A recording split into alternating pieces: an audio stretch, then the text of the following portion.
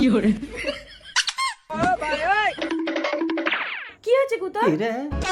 বাবা তুমি তাড়াতাড়ি ডেড বডির মতো শুয়ে পড়ো। কেন কোতন? বাবা আমার জন্য যে ব্যাংক থেকে 5 লাখ টাকা লোন করেছিল সেটা ওরা নিতে আসছে। যারা না তুমি তাড়াতাড়ি কান্নার নাটক করো। আমার শ্বশুর গো, বাবা তুমি চলে গেলে।